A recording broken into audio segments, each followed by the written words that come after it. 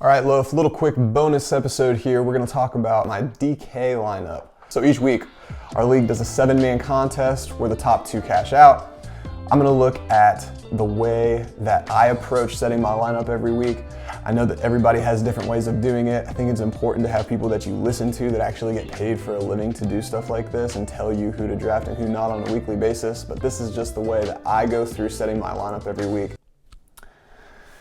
Well, apparently we're gonna install an update before doing anything else, so here we go. I'm gonna enter this contest and you're gonna get annihilated. All right, here we go. So the first thing I'm actually gonna do is I will usually go in to look at all the lines for the week for all of the teams. And I will just pick the games that have the highest line or the highest projected total. So highest right here. This week is the Falcons at Cowboys, so I'm probably gonna put a couple of those players in my lineup. I just go to a few of the highest games that I really like, the highest projected games that I like. So I'm looking at Tampa Bay, Washington. I'm looking at Minnesota, LA. And so I'm gonna use this as a general outline to kind of build my lineup with the guys that I think are gonna hit. Now, the other thing that I'll do is I'll start with the people who I feel like are going to be the freebies of each week, and that's kind of where I start. So I'm a kind of guy that I like to save at certain areas so I can spend at others. And this week, especially, I really want to spend up at running back. That's just the thing that I want to do this week based on the matchups. So I'm going to put Dak in my lineup, and I'm going to stack him with Amari Cooper. Cooper's a little more affordable than CD Lamb is, so that's where I'm going to start with a quarterback wide receiver combo. I think that their prices are relatively fair this week.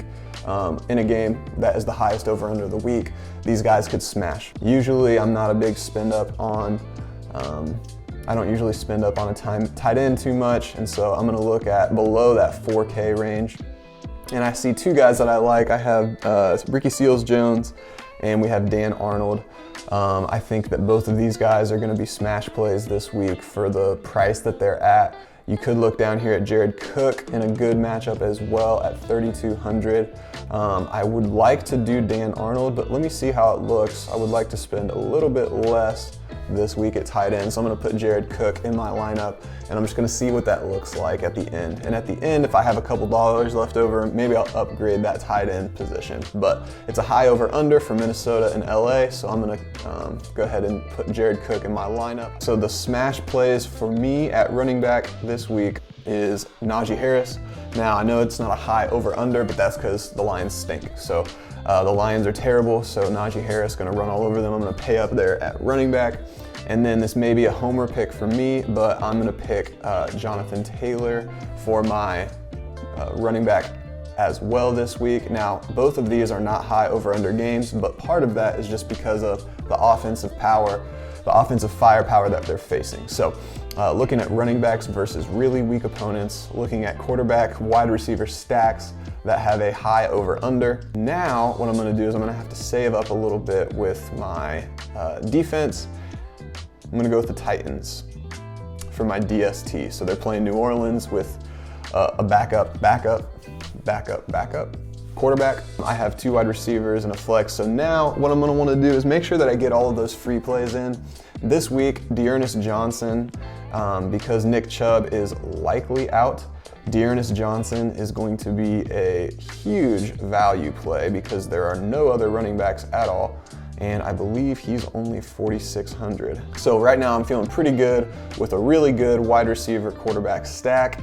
I've got 2 solid running back ones and then another running back who's gonna get a ton of volume. I'm gonna look at a game that has a high over under, and I'm gonna try to get one of those ancillary pieces to try to work, to try to almost get lucky a little bit and just trust that the high over under is going to involve not just the numbers 1 and 2 option, but sometimes the number 3 options as well. So I'm gonna look at the Washington football team and the Buccaneers.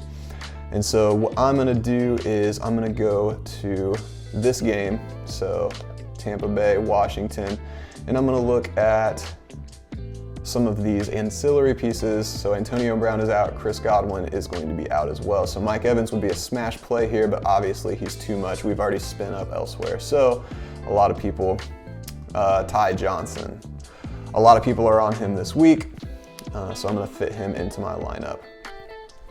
Okay, so now I'm looking at my final wide receiver position. I actually have quite a bit of money. Looking at our chart right here, I can spend up to 7,100. This is a relatively high over-under. I'm gonna go with DK Metcalf. With Russell Wilson coming back from injury, DK is gonna have a smash week, and he's gonna, I feel like he's gonna smash basically for the rest of the year. I'm gonna put him in this, and now I have $300 to play with. Now, you don't always have to spend all of your money. That's one of those things where I feel like a lot of people think they have to spend up, they have to spend all of their money every single week, but I don't necessarily think that's the case. See what would happen with my tight end position. So if I spent $3,200 on Jared Cook, that means I could spend up to $35. So I could get up here to Dan Arnold, and actually I'm gonna do that. So I actually do like Dan Arnold more this week than Jared Cook, and because he fits, I am actually going to spend an extra $300 and max out my budget so I can play Dan Arnold instead of Jared Cook. So honestly, looking up and down, this is one of the better stacks that I really have liked this week in Dak and Amari Cooper, just at the value that they bring. And because they were so cheap, playing Atlanta with a high over under, I was able to fit so many more guys in there. So that's how I go about usually approaching DFS for our contest each week. Maybe you think that I'm totally stupid for doing it this way. Maybe you guys want to see more videos like this. Let me know if you want me to just make a quick video every week and let you know how I set my lineup and just what my thought process is. If that's something that you'd be interested in, let me know, and I'll catch you guys in the next one. Good luck. Week 10 is almost here. Playoff push is starting now. Good luck, everybody.